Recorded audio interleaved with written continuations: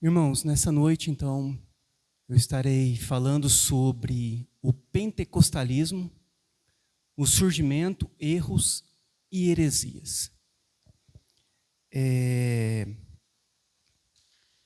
Como muitos dos irmãos sabem, né, e muitos de vocês também, nós viemos de movimentos pentecostais e neopentecostais.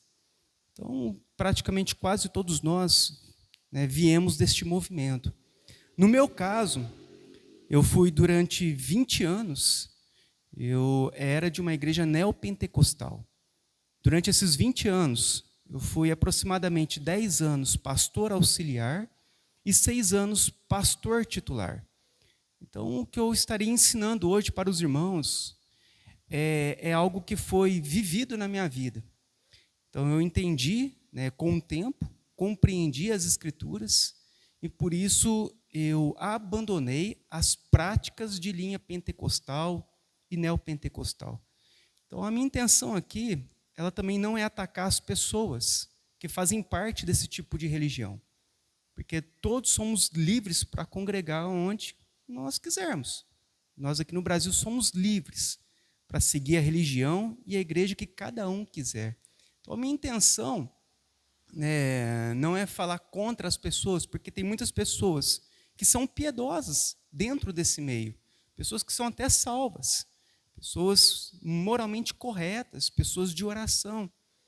Mas a intenção é mostrar que essas religiões têm uma base doutrinária, teológica, bastante problemática. E eu estarei abordando nessa noite isso. Os grandes problemas que há no pentecostalismo, a sua teologia. Porque a maior parte das pessoas que frequentam igrejas pentecostais ou neopentecostais, elas não têm acesso à teologia que eles anunciam. Então é muito superficial. Então tudo que essas pessoas frequentam essas igrejas é algo muito superficial na vida delas. Elas não ouvem a teologia que realmente eles ensinam dentro do seu contexto real. Então, é muito ocultado o pensamento deles dentro dessas religiões. Eu queria estar abordando, porque dia após dia vão surgindo novas igrejas, mais igrejas, mais igrejas. E a maior parte dessas igrejas, elas são ramificações do pentecostalismo. E nós devemos conhecer a verdade para defender a verdade e permanecermos firmes na verdade. Então, a minha intenção nessa noite é edificar a nossa igreja local, naquilo que é o certo, nas Escrituras. Então, nós estaremos nessa noite abordando sobre o pentecostalismo. O movimento evangélico predominante no Brasil é o pentecostalismo e as suas ramificações. Então, a primeira coisa que a gente tem que ter em mente é isso. A grande maioria das igrejas no nosso país, grande maioria mesmo, creio que em torno de 90% para mais, elas são de origem pentecostal e ramificado dessa teologia pentecostal. Então, como tudo começou? Esse movimento pentecostal, ele surge nos Estados Unidos no ano de 1906, há um pouco mais de 100 anos atrás, no chamado Avivamento da Rua Azusa, que tinha como ênfase a busca pelo batismo com o Espírito Santo, que eles chamam de segunda bênção. E esse movimento, ele fez uma releitura da Bíblia, tirando Cristo e sua obra do centro do culto e colocando as experiências religiosas e dons em seu lugar. Então, tudo começa um pouco mais de 100 anos atrás, nesse movimento da Rua Azusa. E o que eles vão buscar? A ênfase desse movimento não é Cristo, a cruz de Cristo, a obra de Cristo, a salvação. Mas eles vão buscar o quê? Algo relacionado à ação do Espírito Santo, ao batismo do Espírito Santo. E nessa ênfase que eles vão dar a respeito do Espírito Santo, eles vão ter que fazer uma releitura da Bíblia. Porque a Bíblia, ela é centrada na pessoa e na obra de Cristo. Então, ao fazer essa releitura, eles vão ter que tirar do centro do culto a pregação genuína do Evangelho. E vão colocar o quê? As experiências religiosas e os dons em seu lugar. Então é isso que vai acontecer. Cristo, a cruz de Cristo, a obra de Cristo, a salvação em Cristo é deixada de lado. E dentro desse movimento, a ênfase vai ser o quê? A ação, entre aspas, do Espírito Santo. Manifestações religiosas, manifestações de dons.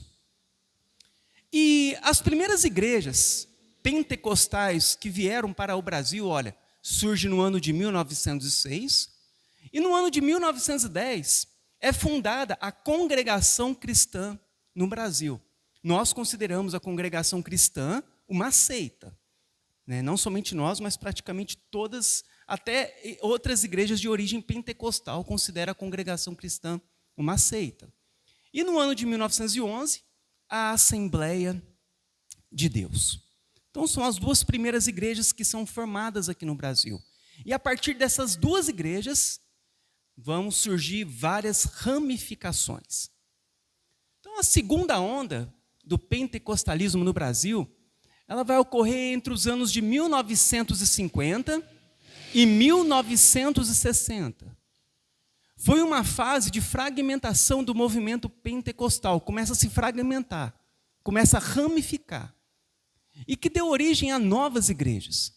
Se popularizou realizando campanhas de evangelização e milagres em todo o país. Então eles começaram como que foi se propagando? Através de campanhas de evangelização e milagres. E foi caracterizada por um menor legalismo, ou seja, menor formalidade, menos formalidade no uso e costume de roupas, e pelo foco da mensagem sobre cura divina, batismo com o Espírito Santo e expulsão de demônios. Então você vai ver que vai vir uma segunda onda, eles vão bater muito em cima de campanhas de evangelização e milagres.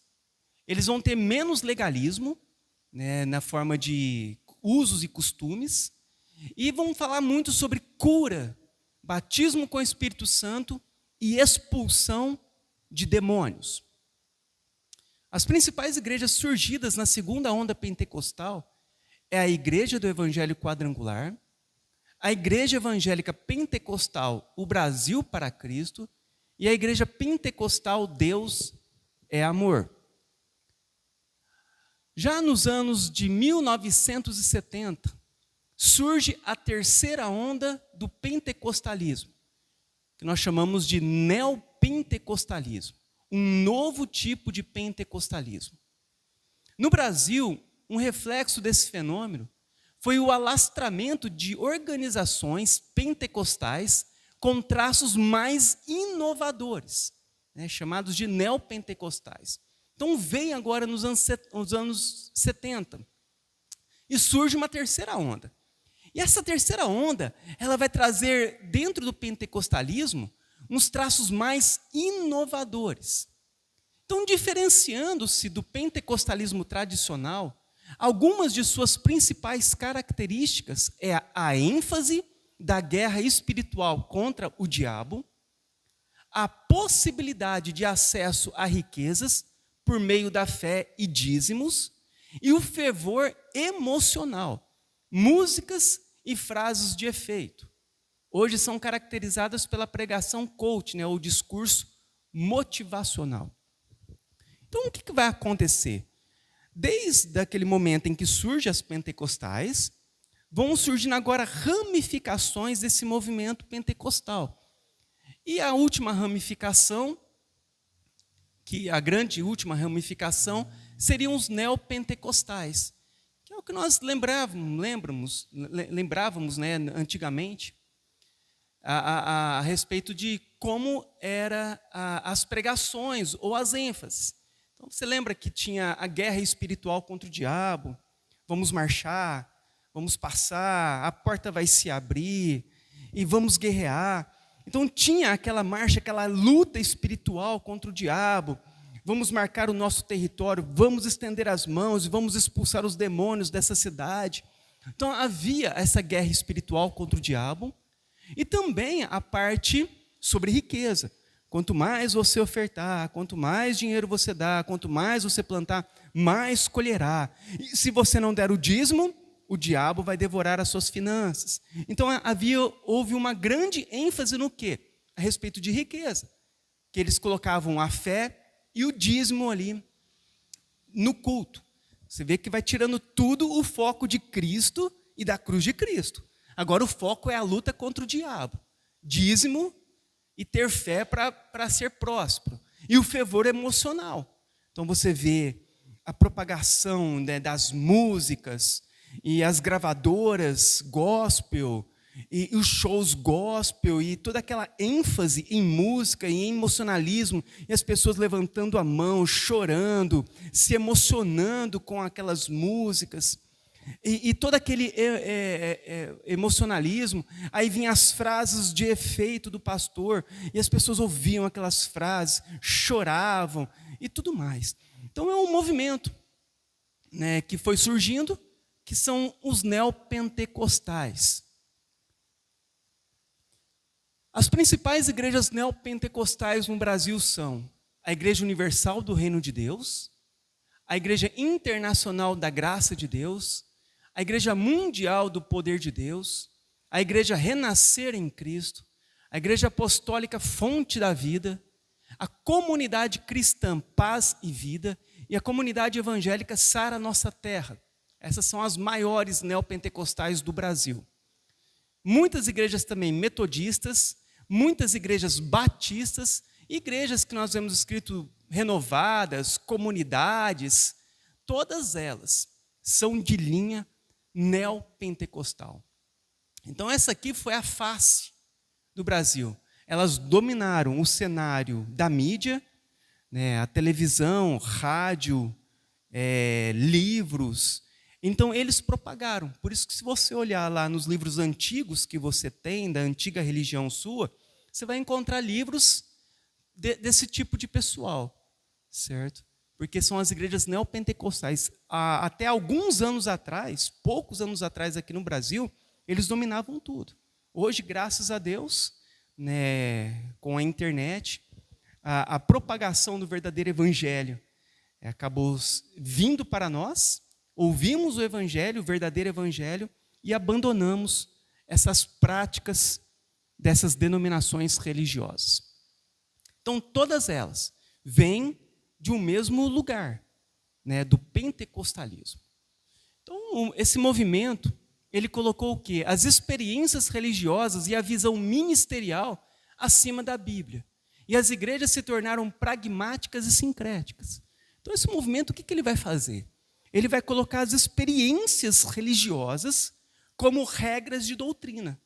Então, eles vão ver que aquilo que eles começam a fazer começa a dar certo, e eles vão começar a colocar aquilo como regra de doutrina, mesmo que aquilo esteja contrário às Escrituras. E eles vão falar muito sobre visão ministerial. Quando a pessoa ela começa a perceber que tem algo errado, e ela vai falar para o líder, olha, isso aqui eu acho que não está de acordo com a Bíblia. A resposta que é recebida, essa é a visão que Deus deu para a nossa igreja. Então eles não vão na Bíblia falar, a Bíblia diz isso, isso, isso. Eles não falam isso. Eles falam sobre visão ministerial. E o que acontece? Então, uma vez que deixam a Bíblia, elas vão se tornar pragmáticas e sincréticas. O que é pragmática? É fazer o que dá certo e não o que é certo. O que dá certo?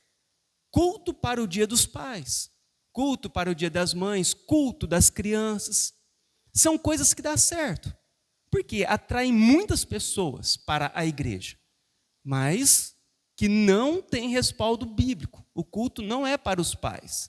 O culto é sempre dado somente a Deus. Culto da prosperidade, culto de libertação, culto de cura. Isso atrai o que? Muitas pessoas. Quem não quer ser próspero? Quem não quer ficar liberto? Quem não quer receber uma cura? Mas nós não vemos em nenhum momento, nem Jesus, nem profetas, nem apóstolos, oferecendo qualquer tipo de culto. Sempre Cristo e a cruz de Cristo. Temos ali o aniversário do pastor comemorado em cultos, pintar a igreja de preto, luzes coloridas para atrair jovens, fumaça, quebra de maldição. Então eles falam muito sobre quebra de maldição e a pessoa ela vê que a vida dela não está dando certo.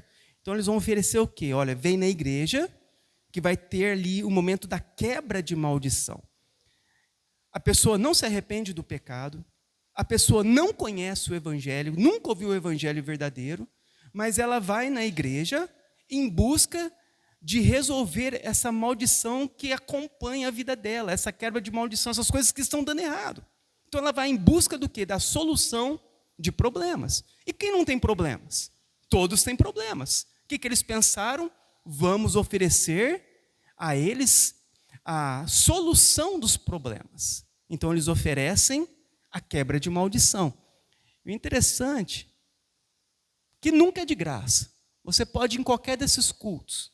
Sempre eles vão cobrar para que a pessoa receba algo de Deus. A apresentação de crianças recém-nascidas na igreja. Recém-nascidas citando a lei de Moisés. Então, nós não temos isso no Novo Testamento feito pela igreja. Apresentar crianças recém-nascidas. A lei de Moisés, ela é do Antigo Testamento, para quem era no Antigo Testamento. No Novo Testamento nós não vemos em nenhum momento crianças sendo apresentadas, em nenhum momento do culto no Novo Testamento. Teatro, danças, ritmos extravagantes para as pessoas ficarem dançando na igreja, pulando. Músicas antropocêntricas que falam do homem. Então o homem se emociona, não porque ele está falando que Cristo morreu na cruz pelos pecados, mas ele acaba se emocionando, porque está falando que os seus não vai ter mais problemas, Deus vai restituir 7 vezes mais, e aquilo acaba emocionando, aumentando o ego do homem. Então, pragmática, dá certo? Dá. Quem não quer ouvir essas coisas? Campanhas. Inicia-se uma campanha e você tem que continuar até o fim para receber a bênção. Pastoras. A Bíblia proíbe pastoras, mas dá certo? Dá certo. Olha quantas igrejas são governadas por pastoras, mesmo a Bíblia proibindo. São coisas, a igreja ela vai se tornando o quê? Pragmática. Porque faz parte do movimento. É a raiz do movimento. Você está entendendo? Não tem como mudar essas coisas, porque está enraizado no próprio movimento, que tirou Cristo e a sua obra do centro, e automaticamente vão ter que colocar outras coisas para substituir Cristo. É o momento em que surgem todas as coisas que são erradas. Então vão oferecer o que as pessoas querem para elas virem à igreja. E também sincrética. O que é sincretismo religioso? É uma mistura de diversas religiões em uma só. Hoje as igrejas no Brasil, evangélicas, são uma mistura de catolicismo romano, espiritismo e protestantismo. Então há uma mistura. Por isso que você vai na igreja, nessas igrejas, se você vê, tem verdades? Tem o protestantismo. Mas tem muitas coisas do catolicismo e muitas coisas do espiritismo misturado. Vamos lá. Olha, óleo ungido, garrafa d'água para abençoar. Você vê nessas igrejas da Universal, Igreja da Graça, é a garrafinha d'água em cada culto. Tem lá uma garrafa d'água. A pessoa leva para beber, e ela pega aquela garrafa d'água, ora por aquela garrafa, toma aquela água para ficar curado, ou alguma coisa assim. De onde que vem isso? Espiritismo, catolicismo. Derrubar pessoas no chão, cair no espírito. Vai lá no espiritismo, na Umbanda. Você vai ver um monte de pessoas caindo no chão, derrubando outras no chão. Objetos de Israel, candelabro, bandeira, quipar, chofar, sal grosso, rosa ungida, espiritismo, catolicismo, invocação de demônios, espiritismo, impor as mãos para transferência de unção, rodar, sapatear, êxtase, arrepio, tremer, pó de ouro, misticismo, sonhos, revelações, profecias. Então, nós acabamos observando que dentro deste movimento, é um movimento muito sincrético, porque tem uma mistura de várias religiões. É por isso que as pessoas, o que acontece? A pessoa ela vai em busca de Deus. E ela começa a ir numa igreja. E ela vai buscando a Deus, e de repente ela começa, ao tempo, né, de ir lá congregando, aos anos, ela começa a perceber que tem algo errado. Então ela começa a ver que tem algo errado, o que ela faz? Eu vou mudar de igreja, não dá certo, tem muita coisa errada aqui. Ela começa a perceber. Aí ela vai para uma outra igreja. Ela começa a frequentar, e ela começa a perceber, nossa, tem muita coisa errada aqui também. Ela vai para uma outra igreja. Passa o tempo, ela percebe também que tem um monte de coisa errada. Então ela pensa o quê? Eu não vou mais na igreja, porque a igreja é tudo igual. Mas não é que é tudo igual. É que todas essas igrejas vêm da mesma ramificação, vêm da mesma raiz, o pentecostalismo. O que acontece é que cada uma dessas igrejas tem um chamariz diferente. Uma vai falar sobre prosperidade, a outra tem mais sobre cura, a outra é mais sobre libertação, a outra tem mais sobre as coisas de Israel, a outra é mais sobre água benta, óleo ungido, a outra é oração forte, a outra quebra de maldição. Só muda as ênfases, mas a raiz e o pensamento teológico é o mesmo de todas essas igrejas. Então, esse movimento também dá início a uma ramificação sem fim de várias denominações religiosas. Milhares de igrejas abrem todos os dias no Brasil. E muitos falsos ensinamentos são propagados por eles. Então, essas igrejas, com o tempo, elas foram adotando todas essas coisas aqui. Você vai encontrar praticamente tudo isso em qualquer uma das igrejas hoje de origem pentecostal ou neopentecostal. Nós vemos o quê? A teologia da prosperidade, a ênfase no dinheiro, a cobrança do dízimo. Isso é algo que praticamente todas têm ênfases. Bênçãos, né, por causa do dízimo e tudo mais. A confissão positiva, o poder da palavra, declare a vitória, ou como a gente ouve muitos falando, está amarrado, recebe a bênção. Todas essas coisas, vem tudo do quê? Da confissão positiva. A cobertura espiritual, a dependência do líder. O líder tem o poder de guardar as pessoas do mal. É o líder que tem a unção de impor as mãos e libertar, de cura. É o pastor. Então todo mundo ali fica na dependência do pastor. Aí todo mundo faz uma filinha, vai vir numa fila, e o pastor fica na frente. Pega o óleo e passa na cabeça. Pega o óleo e passa na cabeça. E todo mundo passa na fila e volta para a sua casa. Né? Quem já não vivenciou isso? Né? Cobertura espiritual.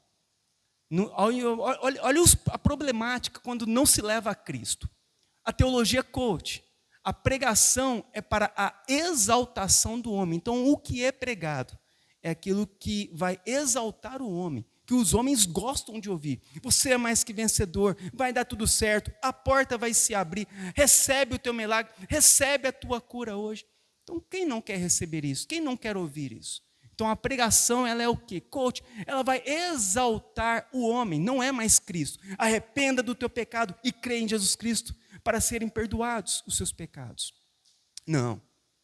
Você é o mais que vencedor. Você é um tudo pode. Por todo lado você será abençoado. Então, difere realmente da pregação genuína, a exaltação do homem. E a teologia arminiana.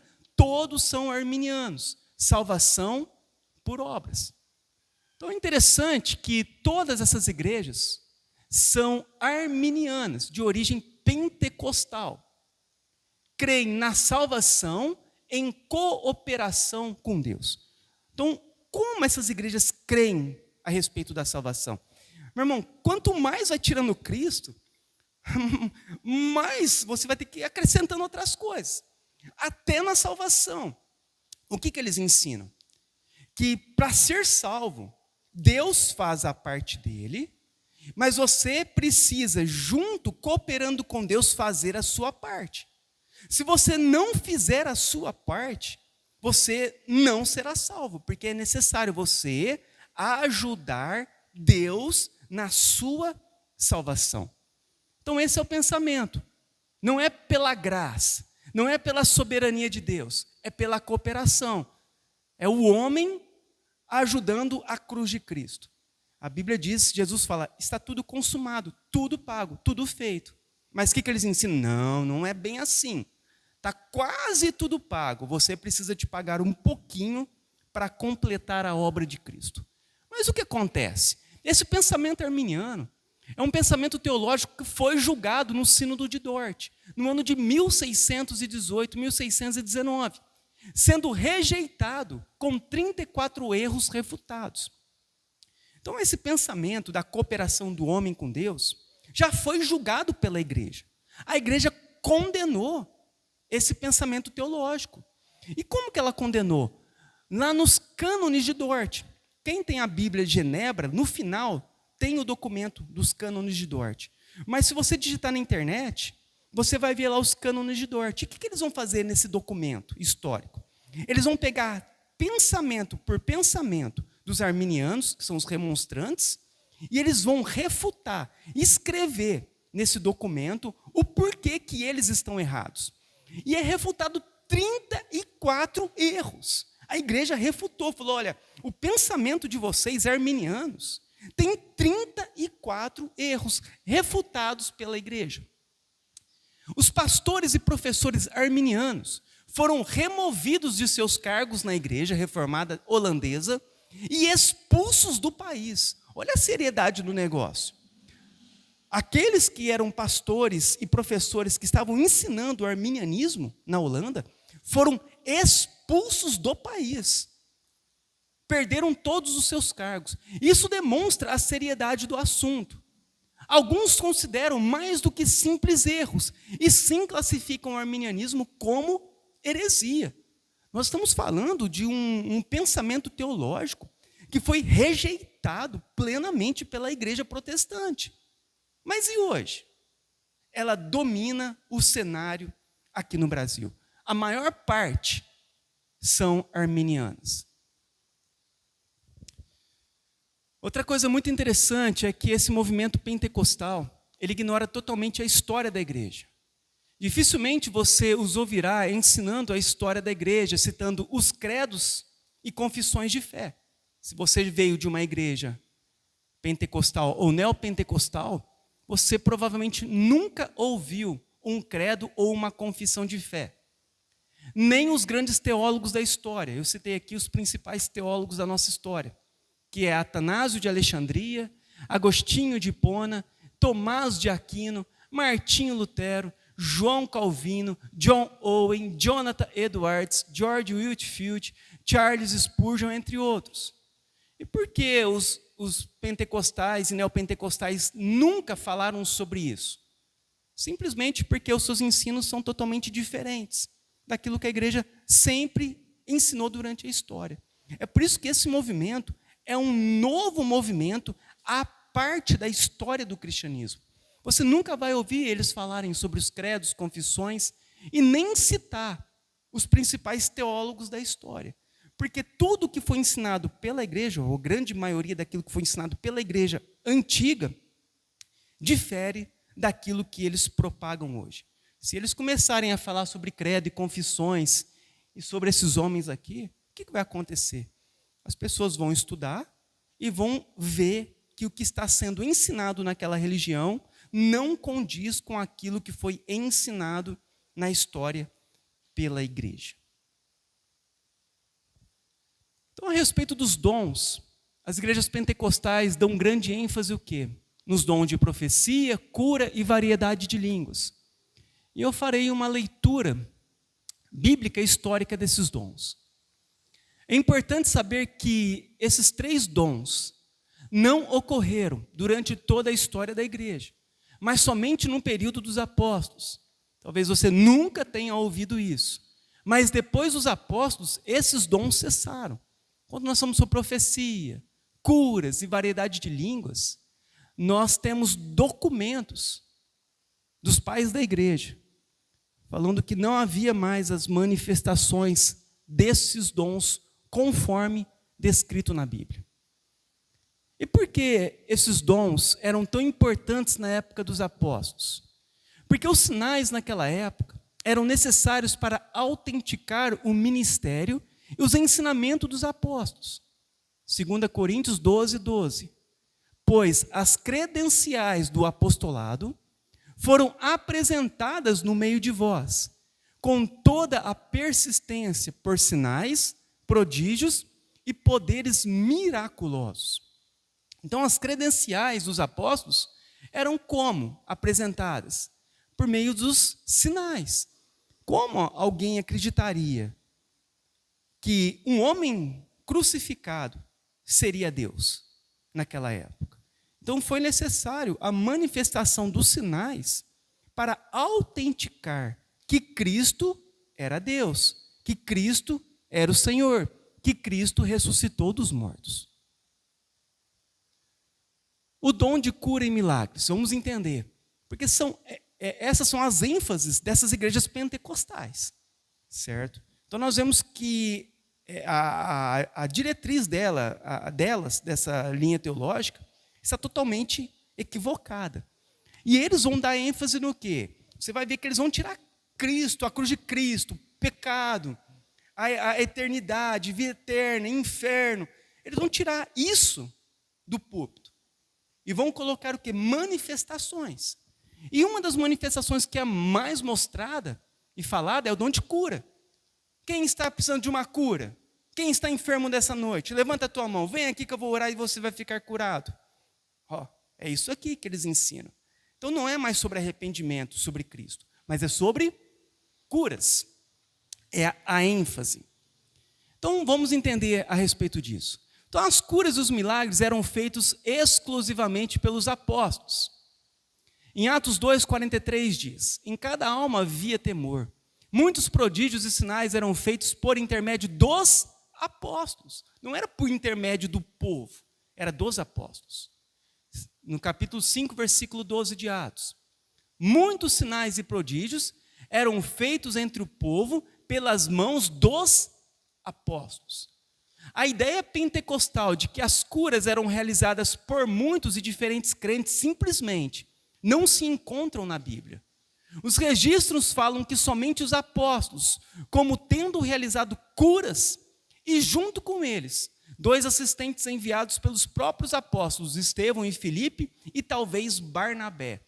Fora eles, ninguém na igreja primitiva teve o poder de curar.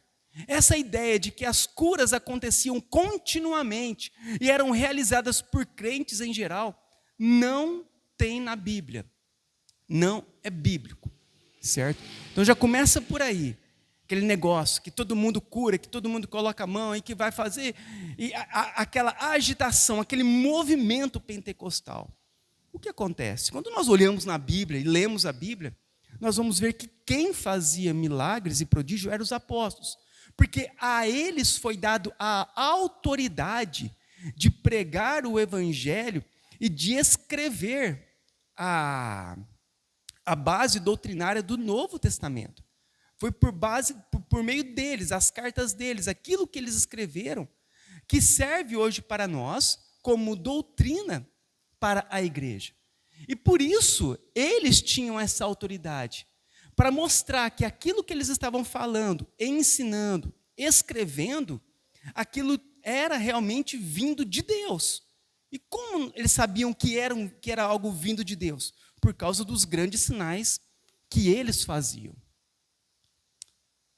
Esse dom, ele curava todos de qualquer tipo de doença, e não alguns. Outra coisa que é interessante sobre o dom de cura, como diz em Atos 5,12, afluía também muita gente das cidades vizinhas a Jerusalém, levando doentes e atormentados de espíritos imundos, e todos eram curados. Então não eram alguns curados, não era aquilo lá, quem está precisando de alguma coisa, aí coloca a mão sobre todo mundo e de repente alguém recebeu, aí um levanta a mão e fala, a minha cabeça parou de doer. Então não é isso. Vinham pessoas paralíticas, cegas, leprosas, com a mão definhada, de tudo quanto é jeito, de tudo quanto é tipo de enfermidade, doença. E eles curavam Todos, não ficava um sem ser curado. Você pode ver que é totalmente diferente de hoje. Hoje é uma enganação para tirar dinheiro do povo. Assim, esse curandeirismo ensinado nessas religiões hoje são baseadas apenas em um mito. Nós vemos também que o término dos dons de sinais já estavam bem próximos do fim na época dos apóstolos mesmo. Paulo, por exemplo, que fazia grandes sinais e maravilhas no início do ministério e feitos poderosos, no fim do seu ministério, ele não pôde curar nem Timóteo, nem Trófimo e nem Epafrodito. Os sinais tinham como objetivo autenticar a mensagem dos apóstolos. Não era para dar uma vida melhor para as pessoas, diferente do que é ensinado hoje. Não era, eles não curavam as pessoas para dar uma vida melhor para elas. Eles curavam para mostrar que aquilo que eles estavam ensinando era uma verdade. Para que as pessoas, ao ouvir o evangelho, se arrependessem dos pecados, crescem em Cristo e fossem salvos. Eles afirmam o quê? Esse movimento. A Bíblia diz que faremos obras maiores do que a de Jesus. Obras não são milagres. Ali está dizendo nessa passagem sobre a extensão da pregação do evangelho. Jesus veio para os judeus. Agora a igreja iria pregar o evangelho para todas as nações. Eles ainda afirmam, que olha, nós faremos obras maiores do que a que Jesus fez. Irmãos, fazer milagres maior do que Jesus, que é Deus, fez, nem os apóstolos conseguiram chegar a esse patamar, quanto mais nós, o povo depois. É apenas uma manobra de linguagem, de versículos sem contexto, para iludir e enganar as pessoas, que não entendem, que não conhecem, que não leem a Bíblia por completo. Então isso aqui vai enganando as pessoas. Obras maiores significa a pregação da extensão do evangelho. Jesus, ele pregou somente entre os judeus. A igreja agora iria pregar a todas as nações. Então os sinais não eram também cotidianos, mas sim aconteciam quando os apóstolos chegavam em uma nova região para pregar o evangelho. E então os sinais de cura e milagres aconteciam para que aquelas pessoas pudessem crer em Jesus, autenticando assim a ministração da palavra pelos sinais. A maior parte dos sinais não eram feitos dentro da igreja, ao som de um teclado tocando. Os sinais aconteciam em regiões onde ainda não haviam pregado o evangelho. Bem diferente. Mas Deus cura hoje? Talvez as pessoas falam, mas então Deus não cura? Deus então não faz milagres? Pelo contrário, Deus faz curas e Deus faz milagres. Mas em resposta às nossas orações, como diz em Mateus 21, 22. E tudo o que pedires em oração, se credes, vocês receberão. Não andem ansiosos por coisa alguma, mas em tudo pela oração e súplicas. E com ações de graça, apresentem seus pedidos a Deus. Filipenses 4, 6. Portanto, confessem os seus pecados uns aos outros e orem uns pelos outros para serem curados. A oração do justo é poderosa e eficaz. Tiago 5, 16.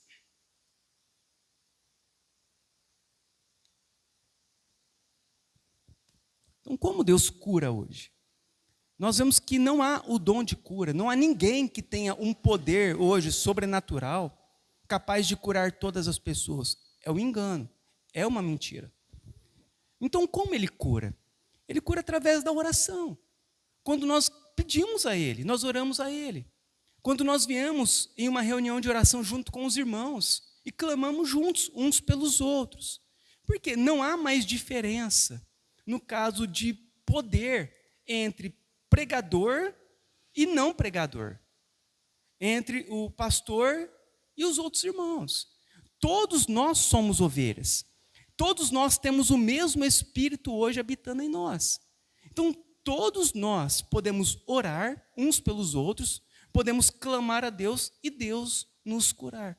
Então, essa história de você achar que o pastor tem mais poder do que o outro, isso aí é apenas uma propaganda da própria religiosidade.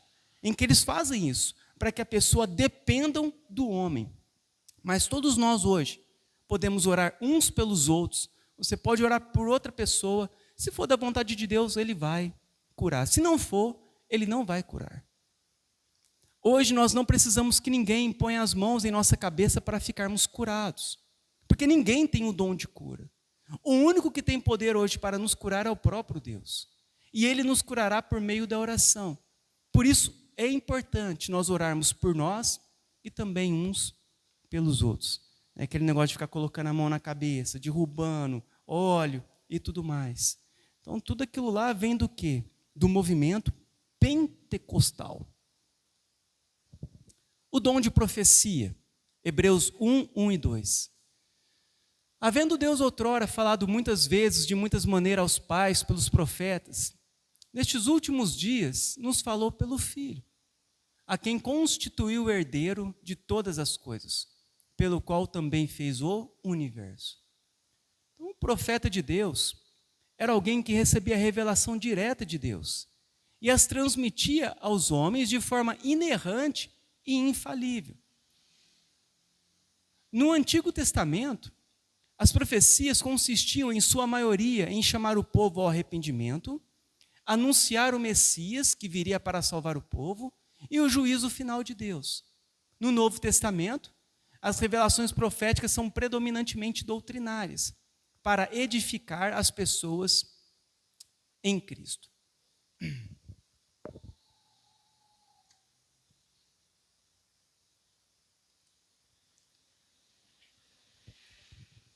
Então, o que nós temos a respeito do profeta? É isso.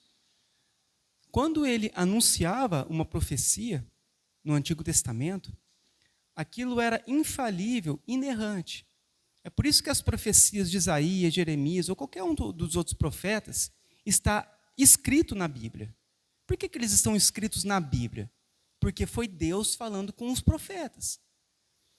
No Novo Testamento, o que acontece? As profecias, elas eram mais doutrinárias, predominantemente doutrinárias. Você vê que elas vão apontar para a pessoa e a obra de Cristo. Então, essa ideia de revelação pessoal, Deus mandou te dizer, ou entregar uma profecia, como vemos hoje, não é bíblica. Existia uma pessoa na Bíblia que fazia isso, e era uma jovem endemoniada, que adivinhava e dava grande lucro aos seus donos, como diz em Atos 16, 16. Saiu ao encontro uma jovem possessa de espírito adivinhador, o qual, adivinhando, dava grandes lucros aos seus senhores. Então, essa ideia de adivinhar, mandou dizer, entregar profecia, isso não é bíblico. Isso é dessa ramificação do pentecostalismo. As profecias também, elas não eram algo tão comum que acontecia todos os dias e em todo momento, e com hora marcada. Mas acontecia de forma ocasional na história. Israel ficou 400 anos sem um profeta verdadeiro entre o Antigo e o Novo Testamento. Então, quando nós falamos sobre essa profecia, não era igual hoje. Hoje eles marcam, olha, hoje na igreja vai vir o profeta que faz profecia. Vai vir uma pessoa que faz revelação.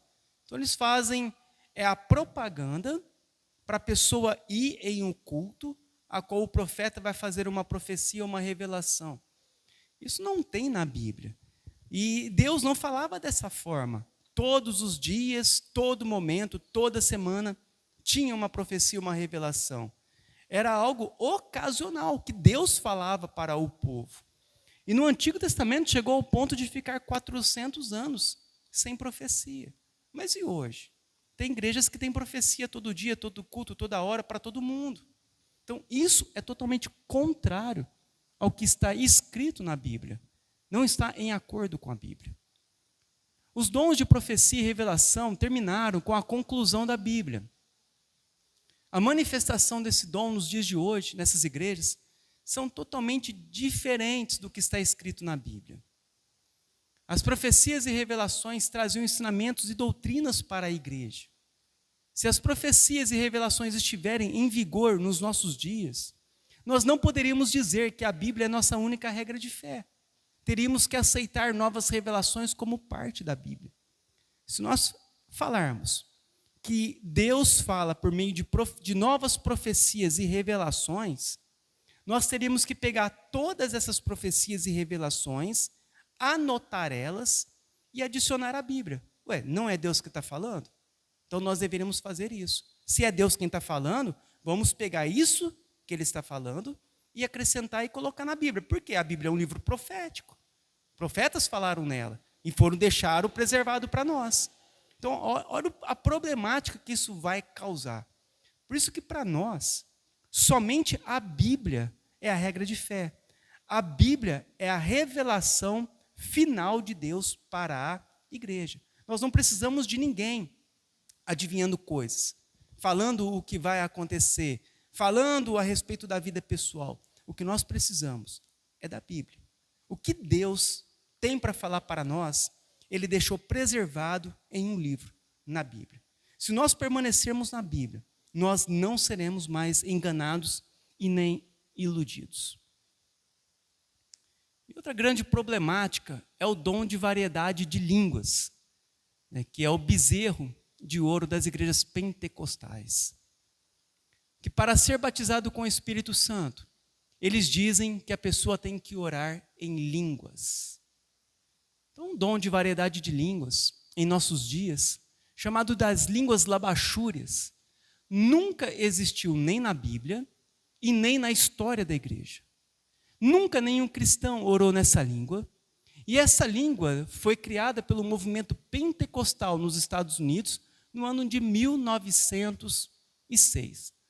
Essa língua que os pentecostais, neopentecostais, todo esse pessoal dessas igrejas oram em outras línguas, são línguas que vieram a existir há 100 anos atrás. Nunca na história ninguém orou nesse modelo de língua e nós não temos nenhum registro bíblico na prática desse tipo de língua que é orado nas igrejas pentecostais e neopentecostais. Então, o que era esse dom na Bíblia? Eram idiomas que o Espírito Santo dava para que os cristãos pudessem proclamar o Evangelho a todas as nações. Como Jesus disse, recebereis o poder ao descer sobre vós o Espírito Santo. E sereis minhas testemunhas, tanto em Jerusalém, como em toda a Judéia e Samaria e até os confins da terra.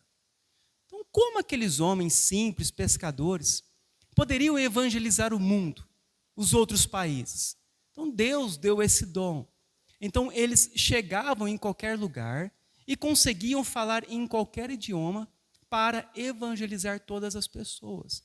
Então, é bem simples e prático esse dom. O Senhor fala para eles irem a todas as nações. E o que eles vão fazer? Eles vão. E como eles pregariam a todas as nações? Por meio do dom de línguas, que era um dom idiomático. Vamos abrir em Atos capítulo 2.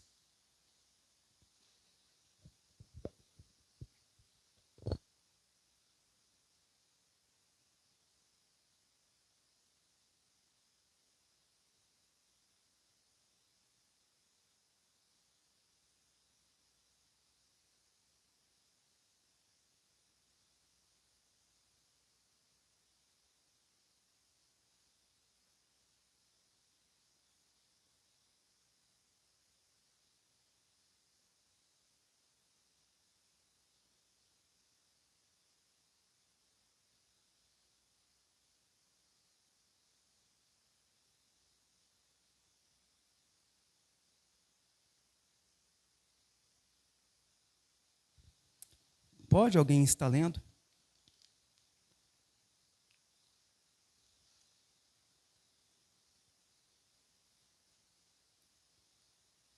Do versículo 5 ao versículo 11. Alguém que lê bem alto, pode ler para mim. Atos 2, do 5 ao 11.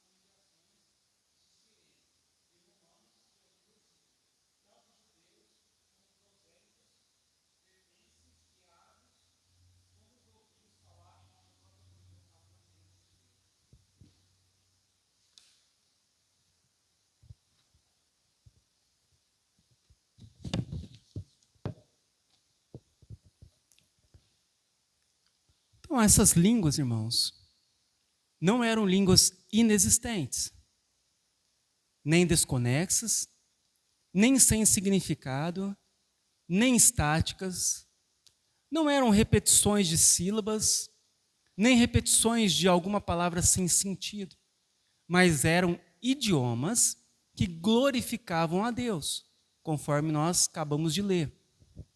Como ouvimos falar em nossas próprias línguas, o quê? As grandezas de Deus. Então, as línguas, elas tinham um sentido. Elas eram idiomáticas, elas não eram sem sentidos, como o movimento pentecostal e neopentecostal afirmam. Interessante também que a Bíblia diz que nem todos tinham esse dom, e era sempre acompanhado do intérprete, como diz em 1 Coríntios 12. Em 1 Coríntios 14, 27 e 28, diz: no caso de alguém falar em outra língua, não sejam mais do que 2 ou quanto muito 3, e isto sucessivamente, e haja quem interprete.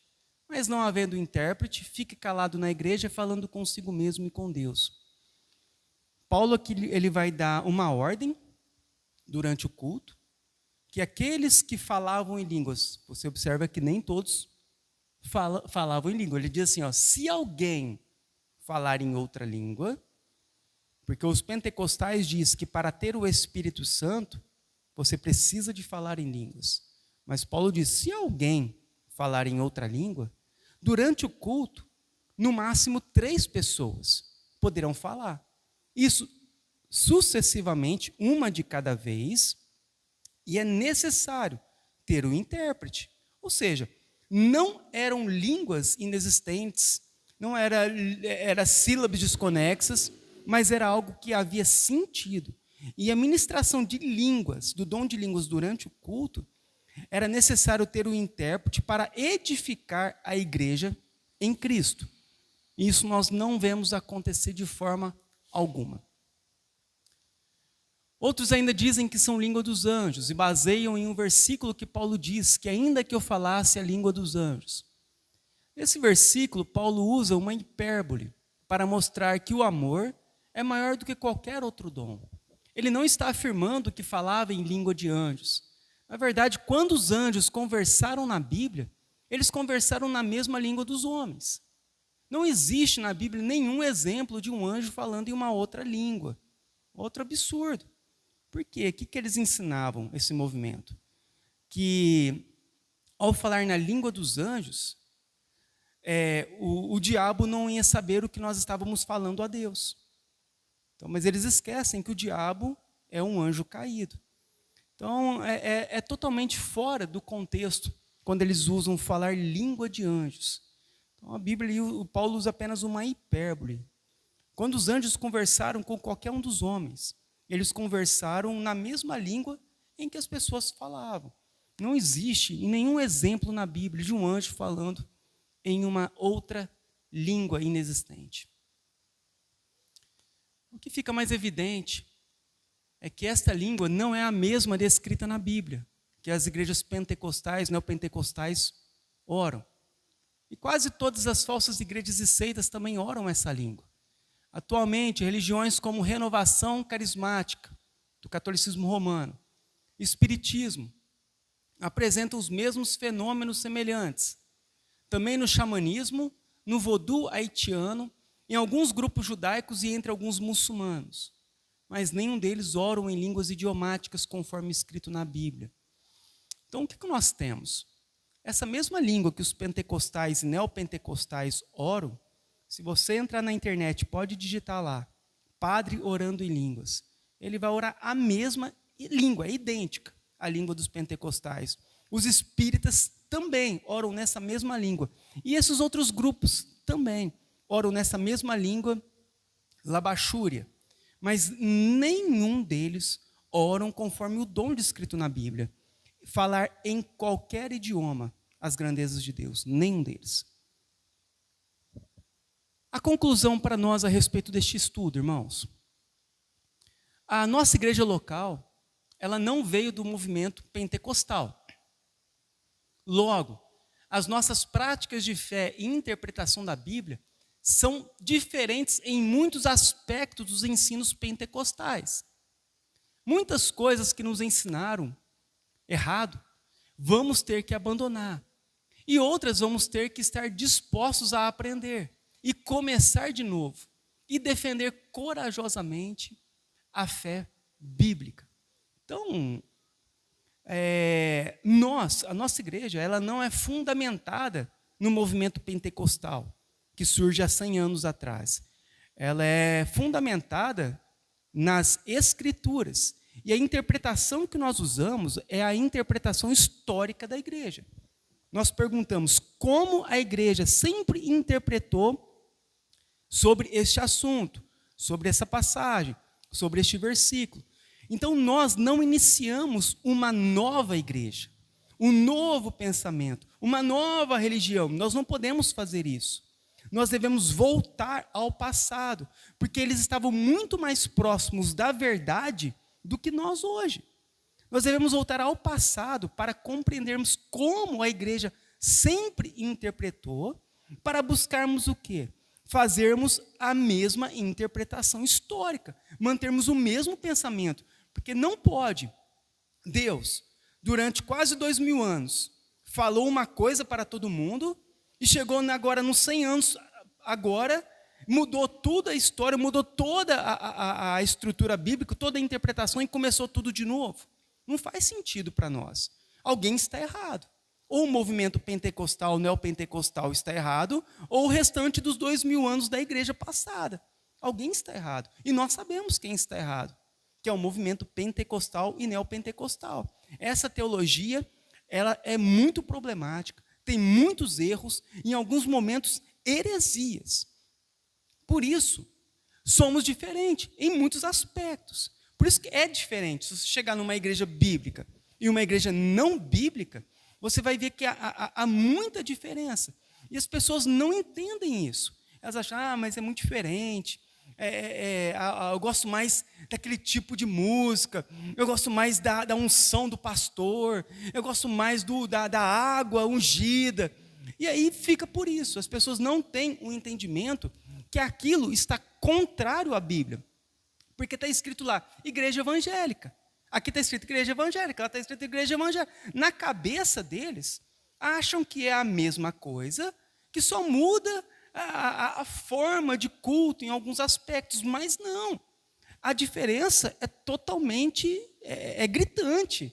Nós não temos parte com praticamente nada do que é ensinado por este movimento. Não porque somos melhores, não porque somos os únicos certos, não. Existem muitas igrejas bíblicas, mas porque a interpretação que essa igreja usa é a interpretação histórica das Escrituras. Nós não vamos adiante, nós voltamos atrás, nós voltamos ao passado. E lá nós encontramos a melhor interpretação possível que nós temos. Por isso, irmãos, vamos ter que em muitos momentos você vai ver, mas é diferente, Danilo. Mas é lógico, é outro tipo de igreja, é outro tipo de teologia, a nossa. E muitas coisas que estavam erradas, e vamos ter que abandonar. Mesmo que nós gostamos de algumas coisas, algumas práticas, nós devemos tomar cuidado e analisar se ela está em acordo com a Bíblia. Não estando em acordo, temos que abandonar. Outras nós vamos ter que estar dispostos, olha, vou precisar de aprender de novo, né, e começar tudo de novo. E nós temos que ter também essa disposição de defender corajosamente a fé bíblica. Uma vez que nós entendemos, que nós conhecemos, nós não podemos nos calar. Nós devemos propagar, falar, confrontar muitas vezes o engano, o pecado, o erro, e falar a verdade para as pessoas. Porque como a pessoa vai despertar se nós não falarmos? Como ela vai entender, olha, que isso está errado, se nós não ensinarmos? Então, esse estudo, a minha intenção primordial é edificar nós. Porque cada dia vai surgir uma igreja nova, uma moda nova, outros ensinamentos, e nós precisamos de preparar os nossos jovens, a próxima geração, para permanecer firme na Bíblia. Porque se eles não estiverem firmados nas Escrituras, a primeira moda que vir eles vão estar agarrando, agarrando, agarrando. Daqui a pouco, a igreja, ela faz o quê? Ela desaparece. Ela deixa de ser igreja. Por isso, primeiramente, é nós sermos edificados na verdade. Você entender que você está em uma igreja bíblica e que nós devemos permanecermos firmes nas Escrituras. E quando nós tivermos dúvidas a respeito de alguma coisa, nós devemos não ir procurar no pentecostalismo e neopentecostalismo. Devemos procurar no passado, como aqueles homens interpretaram, como Agostinho, como Lutero, como Calvino, como Atanásio, como o Spurgeon, o Whitefield, como esses homens, Edwards, eles entenderam essa passagem. Para quê? Para nós mantermos o entendimento de como a igreja sempre interpretou a Bíblia. E isso vai nos fazer o quê? Estarmos robustos numa fé madura e numa fé lógica e forte, consistente. Isso é importante para nós. E agora nós então defendemos essa fé com o nosso coração mesmo, pregando, propagando, anunciando o verdadeiro evangelho e explicando para as pessoas. Olha, o movimento em que você está faz parte, essa igreja, essa religião, faz parte desse movimento. Esse movimento começou alguns anos atrás. E aí você tem um aparato para você estudar e poder pregar. E quando a pessoa ela começar a perguntar para você, querer tirar dúvidas ou questionar a sua fé, fala para ele, ouve esse estudo. Lá na igreja tem um estudo sobre isso. Você passa o link para a pessoa e fala, ouve. Aí depois você tira a sua conclusão. Como Gálatas diz, admira-me que sejais passando tão depressa daquele que vos chamou da graça de Cristo para outro evangelho, o qual não é outro, senão que há alguns que vos perturbam e querem perverter o evangelho de Cristo. Mas ainda que nós, ou mesmo um anjo, vindo do céu, vos pregue um evangelho que vai além do que temos pregado, seja anátema, seja maldito. Pregarmos um evangelho que vai além, Paulo diz que é uma maldição. Olha a importância de permanecermos no evangelho verdadeiro. Amém?